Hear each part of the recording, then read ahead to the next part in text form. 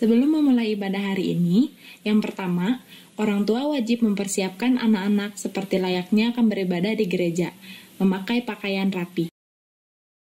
Yang kedua, ajak anak-anak untuk mengikuti ibadah dari awal hingga akhir, ikut bernyanyi dan mendengarkan firman Tuhan.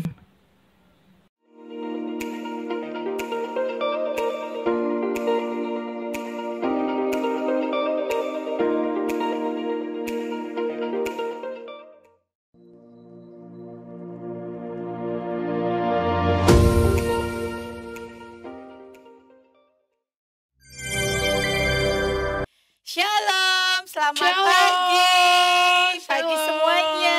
Ketemu lagi sama Tante, sama Kak Theo di dalam ibadah kita pagi hari ini. Adik-adik siap memuji Tuhan? Siap. Amin. Yuk bangkit berdiri, kita naikkan satu pujian. 1, 2, 3, 1, 2, 3, I sing song for Jesus.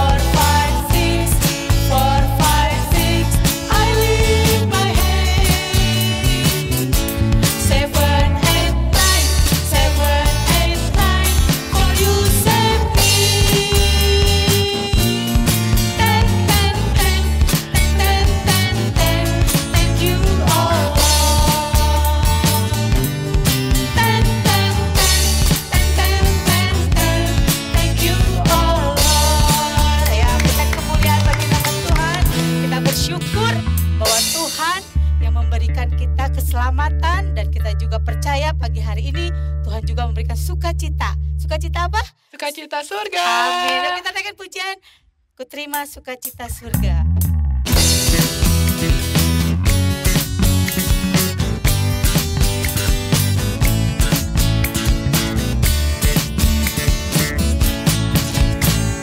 Terima sukacita surga. Itulah kekuatan bagi jiwa. Ku dapat rasakan kasih-Nya di tengah badai yang bergelora.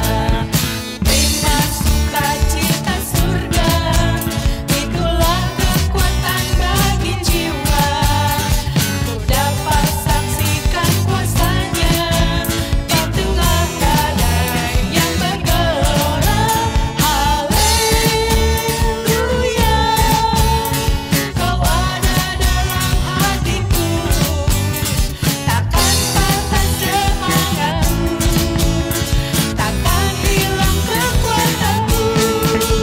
Haleluya, ku mau bersorak bagimu, sukacita surga nyata penuhiku.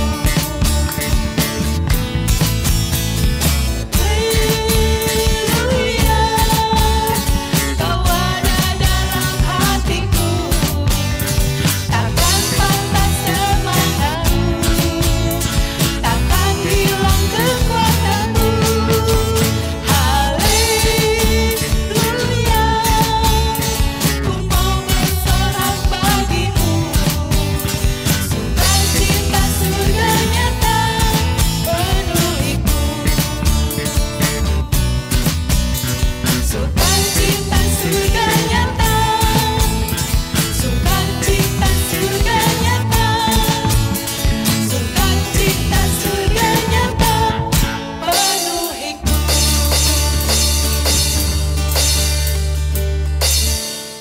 Halo adik-adik Victory Kids semua, apa kabar?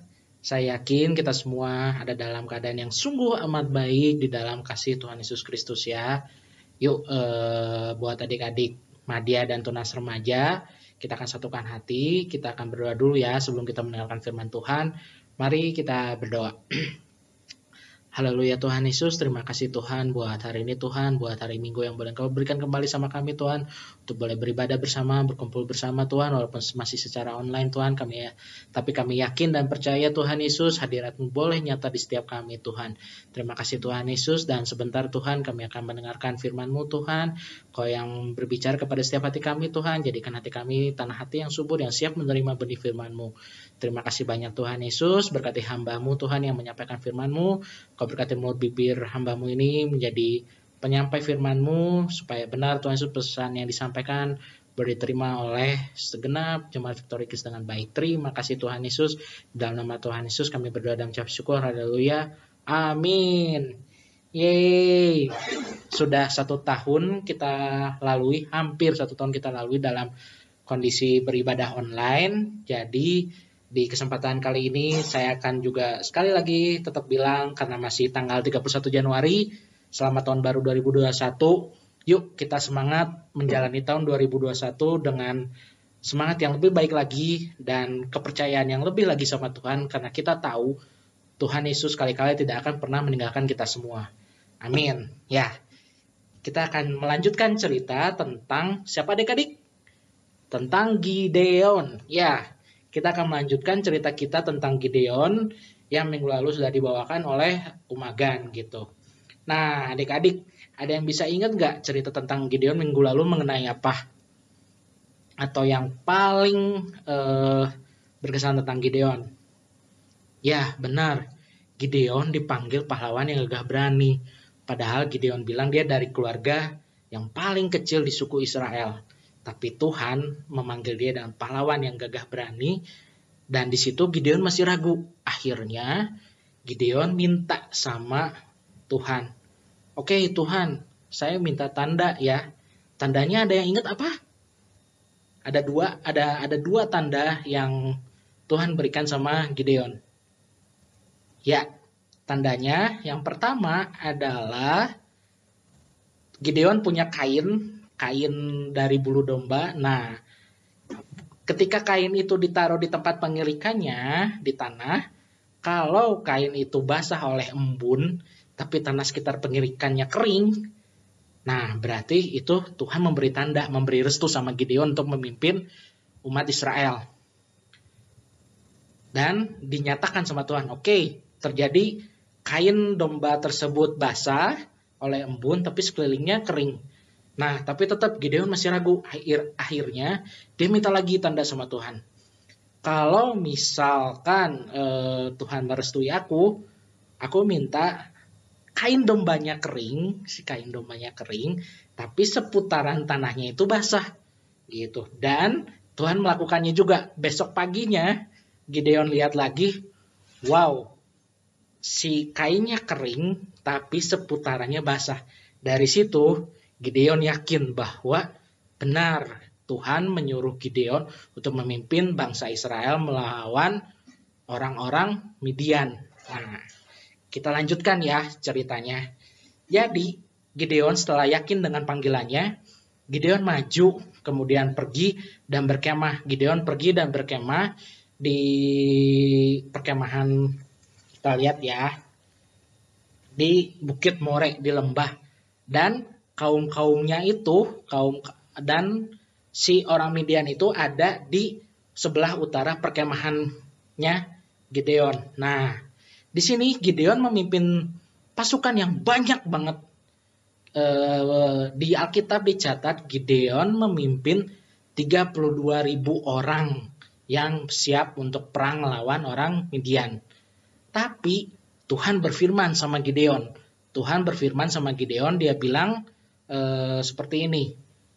Allah berfirman sama Gideon bahwa yang dipimpin oleh Gideon itu terlalu banyak, sehingga Allah menyaksikan atau Allah gak mau bangsa Israel jadinya sombong, karena dipikir karena kekuatan saya punya pasukan 32.000 orang, saya dapat mengalahkan bangsa Midian gitu.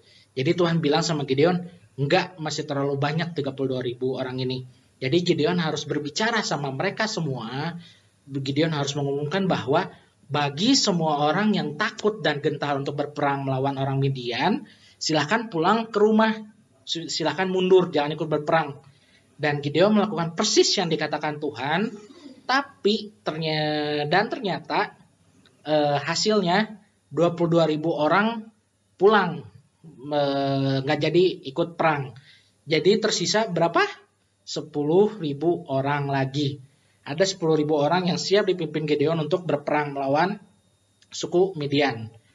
Nah, dari situ Tuhan berfirman sama Gideon, masih terlalu banyak 10.000 orang ini. Jadi, kata Tuhan, suruh 10.000 orang itu minum, kamu pisahin mana yang minumnya jongkok, terus dijilat, si sungai itu dijilat. Jadi kayak, mungkin kalau buat adik-adik yang punya piaraan dogi mengerti mungkin ya. Jadi kalau dogi kan biasanya minum ada baskom, terus dia tundukin mukanya, terus dijilat gitu kan, menjulurkan lidahnya. Nah, seperti itu. Jadi ada 2 tipe nih orang yang dipisahkan sama Tuhan. Yang pertama, yang minum air dari sungai, tapi dia jongkok dan dijilat airnya langsung seperti binatang. Yang kedua adalah orang yang duduk, kemudian dia pakai tangannya untuk menghirup air. Jadi tangannya masukin ke air, kemudian baru airnya dihirup, diminum gitu. Jadi nggak langsung jongkok begitu. Nah, pisahkan itu. Yang akan ikut sama Gideon adalah orang-orang yang minum dengan cara airnya diseruk dulu oleh tangan, baru diberikan ke arah mulut. Itu yang akan ikut berperang melawan orang-orang Midian. Dan setelah Gideon memerintahkan orang-orang Israel untuk minum di sungai, dapatlah Gideon menemukan 300 orang, hanya 300 orang yang minum dengan rapih, dengan diseruk airnya ke tangan, baru diminumkan, dihirup ke mulut. Nah, dari situ Allah berfirman sama Gideon, yuk yang ada Alkitab, yang bisa buka Alkitab, kita buka bareng-bareng di kitab Hakim-Hakim pasal 7 ayatnya yang ke-7. Nah, saya bacakan ya. Hakim-Hakim pasal 7 ayatnya yang ke-7. Lalu berfirmanlah Tuhan kepada Gideon, dengan ke-300 orang yang menghirup itu akan kuselamatkan kamu. Aku akan menyerahkan orang Midian ke dalam tanganmu, tetapi yang lain dari rakyat itu semuanya boleh pergi, masing-masing ke tempat kediamannya. Gitu. Wow. Janji Tuhan adalah Tuhan akan menyerahkan orang Midian hanya dengan 300 pasukan orang Israel. Dan sisanya tadi yang minum dengan cara yang satu lagi, silakan pulang ke kediamannya. Dan akhirnya sisa orang-orang tersebut semua pulang. Kemudian tentara yang sisa 300 orang tadi mengambil perbekalan yang ditinggalkan oleh orang Israel yang lain. Gitu. Nah, akhirnya mereka bersiap-siap, mereka menyiapkan untuk berperang itu kira-kira apa? Mereka menyiapkan bukan senjata, bukan panah, bukan tombak, tapi mereka hanya menyiapkan obor, atau di Alkitab dicatatnya suluh, kemudian mereka menyiapkan sangkakala, trompet yang besar, dan ketiga adalah buyung atau bahasa Inggrisnya clay pot, tempayan dari tanah liat, ya seperti itu, seperti mangkok dari tanah liat gitu. Nah, setelah mereka menyiapkan itu, mereka beristirahat tertidur. Malam harinya Tuhan berfirman lagi sama Gideon. Tuhan bilang, bangun, cepat turun ke perkemahan orang Midian, kemudian serang mereka, dan hari itu juga aku akan menyerahkan orang Midian ke dalam tanganmu. Gitu. Tapi Tuhan ada tambahannya lagi nih firman-Nya. Tuhan berkata, kalau engkau takut, jadi kalau Gideon takut, silahkan kamu turun ke bawah ke perkemahan orang Midian, bawa bujangmu, bujangnya namanya Pura, bawa bujangnya. Nah, kemudian dengarkan perkataan yang disampaikan oleh pasukan-pasukan Midian. Di situ kamu akan tahu dan kamu akan percaya bahwa aku Allah sudah menyerahkan Midian ke tanganmu, ke tangan Gideon. Gitu. Jadi akhirnya Gideon bangun. Dia nggak langsung nyerang, tapi dia ikuti perintah Tuhan. Dia mengajak bujangnya Pura turun ke bawah, kemudian sampailah dia di bawah. Nah, ketika dia sampai di bawah, ketika Gideon sampai ke perkemahan orang Midian, dia mengendap-endap sampai ke perbatasan kemah yang paling depan. Nah, di situ Gideon nguping sama si bujangnya Pura. Apa yang di kuping Gideon? Ada perkataan orang Midian. Jadi orang Midian punya mimpi gini, ada roti jelai menggelinding masuk ke perkemahan mereka, ke perkemahan Midian, dan dari roti jelai itu tiba-tiba perkemahan mereka hancur, hilang. Semua orang kebingungan, kemudian saling memedang, saling menunjukkan pedang satu dengan yang lain, dan kemudian mereka kalah. Dan temennya yang orang Midian ini bilang, oh itu pasti adalah Gideon. Allah sudah menunjukkan Gideon untuk menyerahkan kita orang Midian ke dalam tangannya orang Israel melalui Gideon. Wow, bahkan Tuhan menunjukkan tandanya, Tuhan menunjukkan suaranya dari musuhnya orang Israel sendiri untuk menguatkan hati Gideon. Gitu. Jadi kita yakin dan percaya gitu, Allah yang kita sembah itu punya cara yang sangat ajaib dan cara yang unik untuk memimpin kita, untuk menyelamatkan kita, untuk bekerja dalam kita gitu. Oke, jadi dari situ Gideon sujud menyembah Allah, kemudian Gideon kembali cepat-cepat pulang ke perkemahannya. Nah, di situ Gideon membangunkan semua pasukannya gitu. Gideon bangunin semua pasukannya dan Gideon bagi pasukannya itu menjadi 3 pasukan. Kan ada 300 orang, dibagi 3 berarti setiap pasukan ada 100 orang. Nah, di setiap pasukan itu setiap orang membawa tadi sangkakala, bawa jadi sangkakala, obor atau suluh, kemudian bawa buyung atau tempat dari kendi tanah liat. Nah, itu kendi tanah liat. Nah, si obornya ditutupin si sumbu tadi. Jadi biar orang Midian nggak tahu bahwa mereka sedang dikepung gitu. Akhirnya Gideon berfirman, Gideon berkata, Gideon berkata sama semua pasukan Israel bahwa aku akan jalan sampai ke ujung perkemahan, kamu juga yang lain ngikutin. Nah, aku akan meniup sangkakala. Ketika aku meniup sangkakala, kamu semua juga meniup sangkakala dan pecahkan juga kendi tanah liat tadi, buyung tanah liat tadi, pecahkan gitu. Dan jangan lupa berseru demi Tuhan dan demi Gideon gitu. Nah, jadi akhirnya mereka semua Gideon memimpin jalan paling depan, kemudian sampai di tempat paling ujung perkemahannya orang Midian. Nah, di sana ketika semua orang sudah siap bersiaga, dan ketika itu tengah malam, orang Midian baru ganti pasukan penjagaan gitu. Ketika beres, Gideon langsung membunyikan sangkakalanya. Sangkakala ditiup keras dan semua orang Israel 300 orang tadi meniup sangkakala itu, dan juga obornya dibuka jadi sangat terang, dan juga dipecahkan kendi tanah liat tadi dipecahkan. Jadi suasana di sana sangat ribut dan terjadilah hal yang Tuhan janjikan. Tuhan mengacaukan semua pasukan orang Midian. Di Alkitab dicatat pasukan orang Midian itu terbilang banyaknya sama kayak pasir di pantai. Jadi banyak banget ribuan pasukan melawan 300 orang Israel yang Tuhan pilih tadi gitu. Jadi sangat gak mungkin, tapi di sini Tuhan memberikan janjinya sama Gideon, Tuhan menepati janjinya sama Gideon.